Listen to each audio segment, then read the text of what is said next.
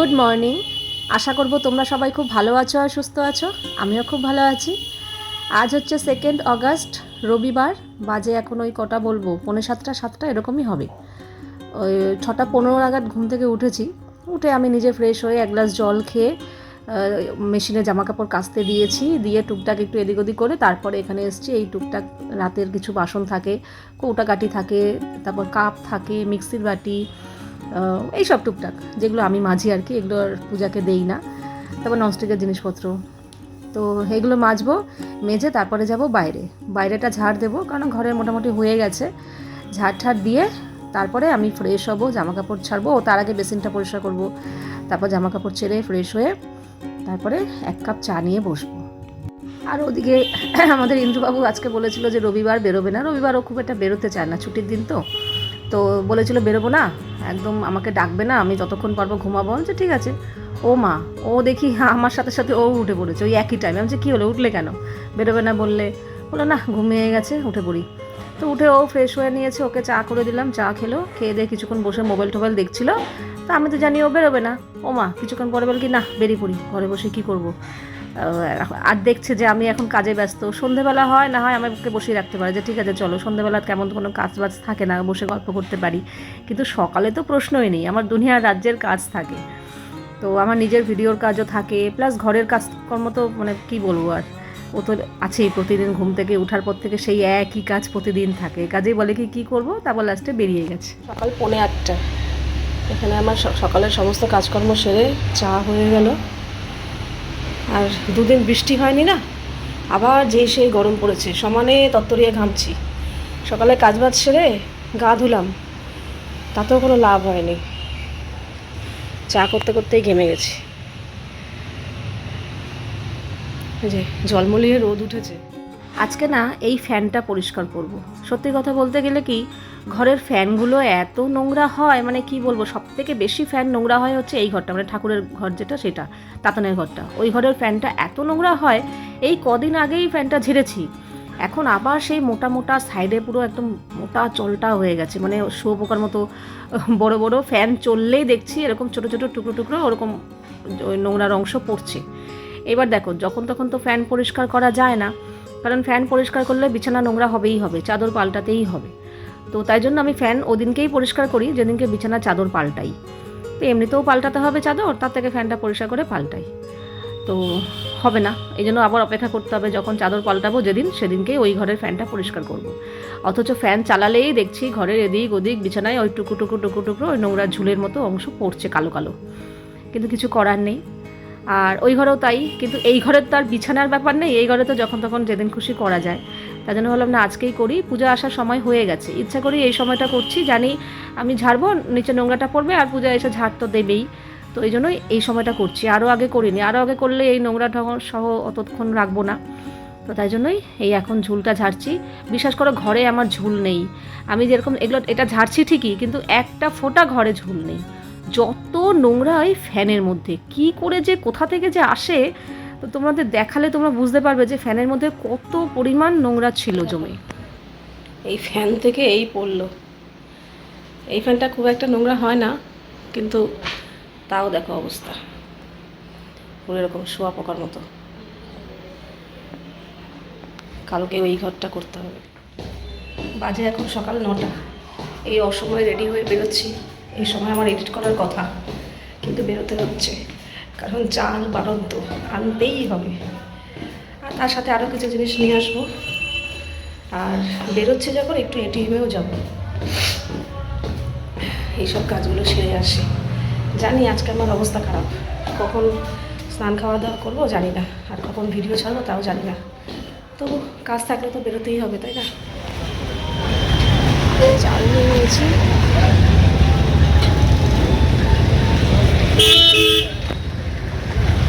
ভাই ধনে পাতা আছে গো, আমাকে অল্প করে দিয়ে দাও না, 10 টাকার মতো। চাল আর দোকানের জিনিস নিয়ে নিয়েছি। এসছিলাম এটিএমে, কিন্তু এটিএম কাজ করছে না, বন্ধ। যাক গিয়ে, অত এমার্জেন্সি নেই। এখান থেকে একটু ধনে পাতা নিয়ে নিলাম, ব্যাস এবার বাড়ি যাব। চলে এসছি, কটা বাজে কি জানি, আজকে 3টে এটিএমে ঘুরলাম, 3টে এটিএমেই টাকা নেই, মাসের প্রথম। যাই হোক, আমার দোকানের জিনিসপত্র আর চাল নিয়ে চলে এসেছি।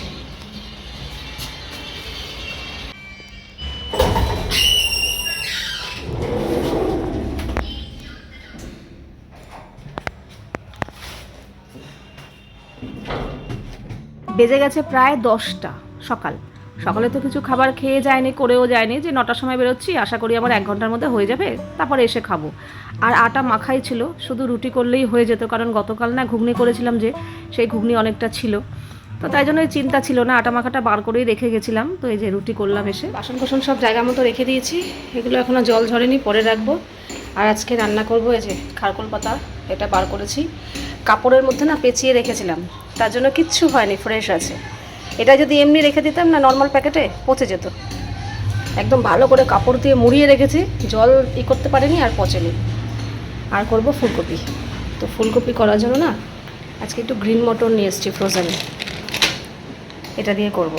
আর এনেছি 2টো ছোটো ছোটো গুঁড়ো দুধের প্যাকেট, অল্প একটু ধনে পাতা নিয়ে এসেছি, আর একটা গোলমরিচের গুঁড়ো কৌটো, আগেরটা শেষ হয়ে গেছে, নেই, অল্প আছে, তাই এটা নিয়ে এলাম।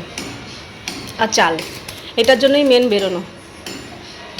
তো চলো, এখানে কয়েকটা গ্রিন মটর একটু জলে ভিজিয়ে রাখি। 12টা, কী ভ্যাপসানি গরম পড়েছে কি বলবো। এই এখন এই সমস্ত কাজকর্ম সেরে খাওয়া দাওয়া করে এদিকটা গুছিয়ে, কিন্তু মেঘ ডাকছে, বৃষ্টি হবে। আমি এই গা ধুলাম, গা ধুয়ে ওই আগের নাইটটি বাদ দিয়ে দিয়েছি, বাবা আর করতে পারছি না, পুরো ভিজে গেছে। এই আবার জামা চেঞ্জ করলাম, এবারে শরীরটা একটু ভালো লাগছে। তার মধ্যে আবার বেরিয়েছিলাম না রোদের মধ্যে, অভ্যাস নেই তো। যাক, এখন আবার দেখছি তো মেঘলা করেছে, 2 দিন বৃষ্টি হয়নি, ব্যাস গরম শুরু হয়ে গেছে। বৃষ্টিটা হলে ওয়েদারটা ঠিক থাকছে, নালেই ব্যাস।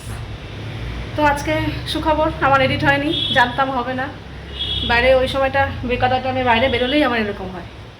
তো রান্না বসিয়ে দিই, 12টা বেজে গেছে, আবার কখন বসাবো বলো তো। রান্না বসিয়ে দিই, তারপরে আজকে একটু লেট হবে, তারপরে এডিট আপলোড করব, তারপরে শ্যাম্পু দিয়ে স্নান করবো। আজকে এবং বিকেল কখন হবে আমি নিজেও জানি না।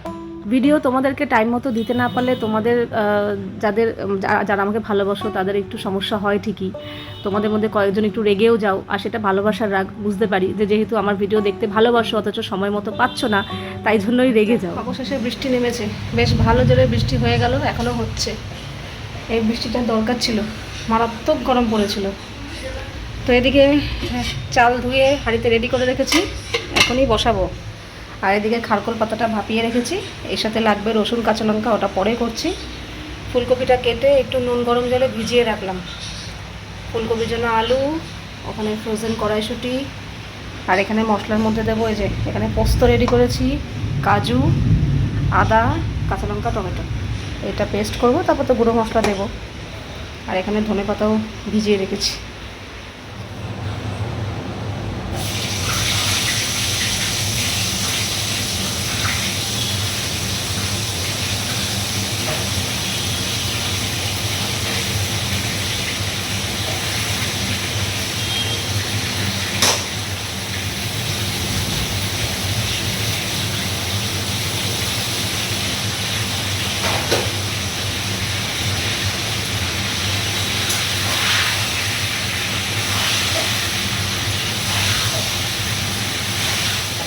এখানে ফুলকপির তরকারি হয়ে গেছে, একটু গরম মশলা দিয়েছি, এবার একটু ঘি দিয়ে দিলাম,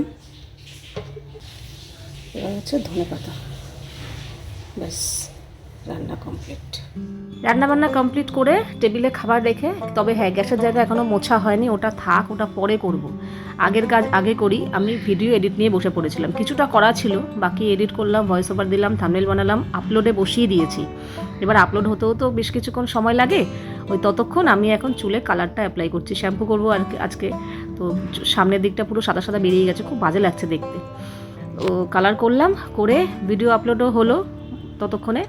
আর এবারে এখন গ্যাসের জায়গাটা আমি পরিষ্কার করছি। আর আমাদের ইন্দ্রবাবু এখনও বেমালুম ঘুমিয়ে যাচ্ছে, বলেছে ডাকতে না, রবিবার তো এমনিতেই বেরোয় না, কিন্তু কি মনে হলো সকালবেলায় কি করবে, একা একা ভালো লাগবে না, সময় কাটবে না, তার জন্য বেরিয়েছিল, কিন্তু চলে এসছে আবার খানিকক্ষণ পরে।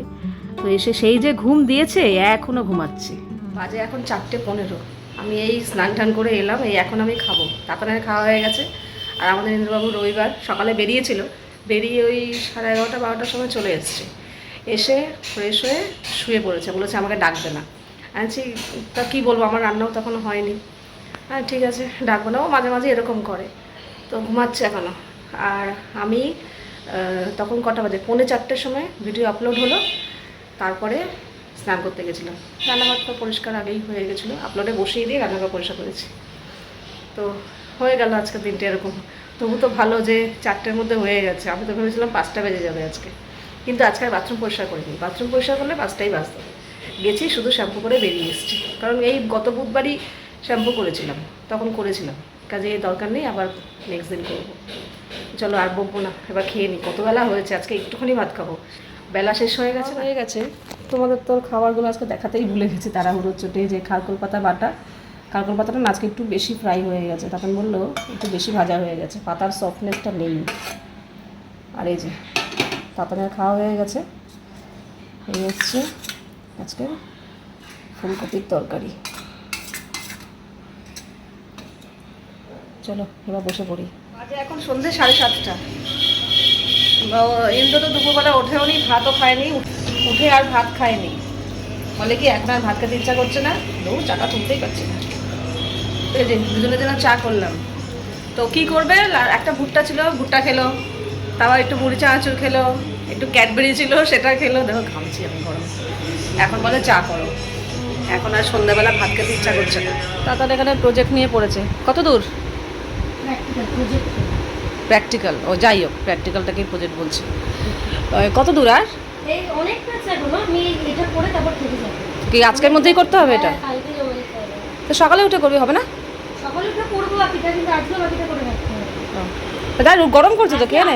কঠিনগুলো করে রাখছে, লেখাটা অর্ধেকটা কালকে রেখে দেবো, কালকে সকালে দেবো। আর এদিকে তাতানের খাবার রেডি। দুপুরের ফুলকপির তরকারি ছিল, ওটা গরম করলাম। আর নিচে মার কাছ থেকে রুটি ও চেয়ে আনলো। ঠাম্মিকে ফোন করলো, ঠাম্মি রুটি আছে? বললো হ্যাঁ আছে। বললো দাও, কারণ আমি ওকে ভাত দিয়েই দিতাম।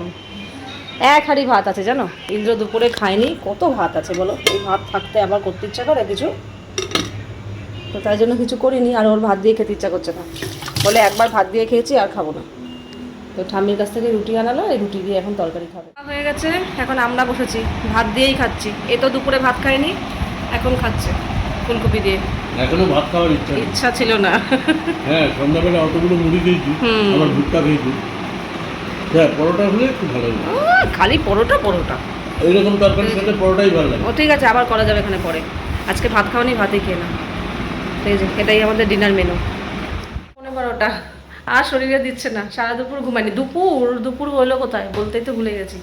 খেয়ে দিয়ে তো উঠলাম 4:45 না 5টার সময়, আর দুপুর পেলাম কোথায়। আর যেহেতু ইন্দ্র যেদিনকে বাড়িতে থাকে সেদিনকে আমি কোনো সিনেমা দেখতে পারি না, টিভি চালাতে পারি না, কারণ আমাকে শান্তি মতো দেখতেই দেবে না। কিছুক্ষণ পরে বলবে বন্ধ করো, ভালো লাগছে না, এই জন্য চালাইও না। চালালে আরও ইন্টারেস্টিং লেগে যাবে। যেদিনকে ও থাকে না সেদিনকে আমি ধীরে সুস্থে শান্তি মতো সিনেমা দেখি। তো কোনো সিনেমা দেখে নি, একটু ফোন নিয়ে বসেছিলাম। তারপরে ও উঠে বললো, ওর সাথে গল্প গুজব করলাম, চা খেলাম। ও নিচে গেছিলাম, নিচে গিয়ে বেশ কিছুক্ষণ গল্প গুজব হলো, হাসি ঠাট্টা মজা। তারপরে ওপরে আসলাম, তাতানের রুটিটা একবারে নিয়ে ওপরে এসেছিলাম। তাতান ফোন করে ঠাম্মির সাথে কথা বলে নিয়েছে, ঠাম্মি রুটি আছে, মাম তো মনে হয় না আজকে কিছু করবে বলে, ভাত আছে, আমার ভাত দিয়ে ফুলকপি খেতে ইচ্ছা করছে না। তো মা বলছে হ্যাঁ আছে, বলে তাহলে দাও।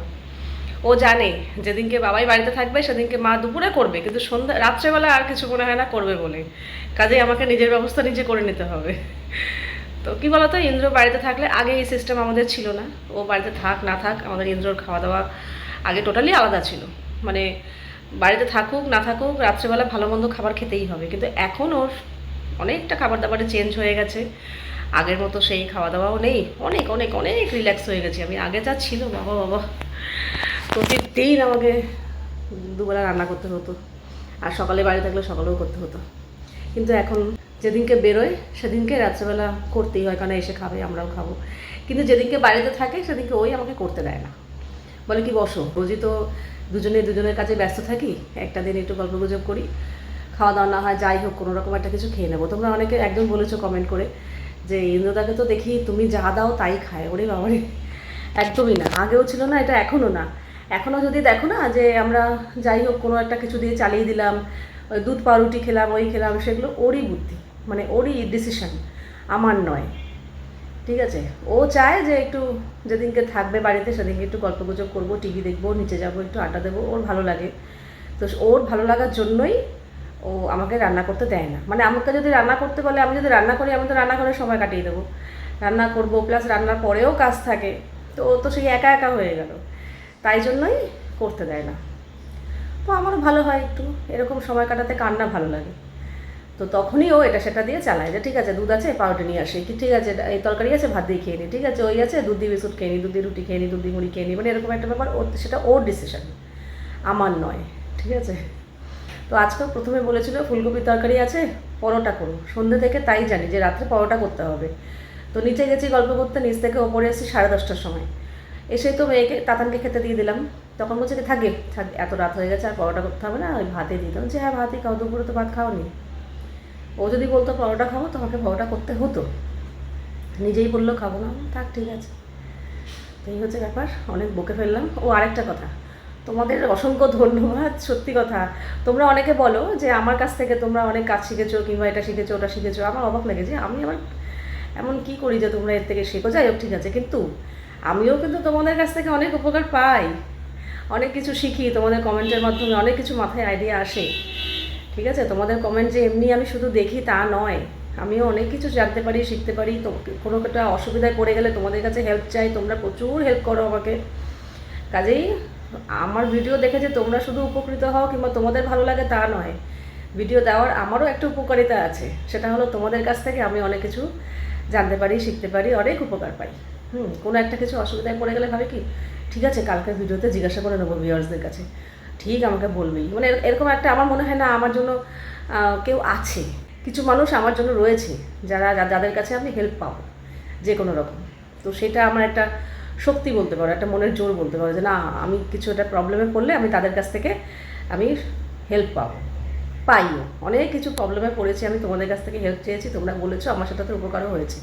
তার মধ্যে থেকে একটা হচ্ছে রিসেন্ট যেটা হয়েছে, তাতানের জুতো চুরি নিয়ে বলেছিলাম তোমাদের কাছে যে কি সমস্যায় পড়েছি বলো তো, খালি ওর জুতো এদিক ওদিক হয়ে যাচ্ছে, ওর জুতো পাচ্ছে না বেচারি।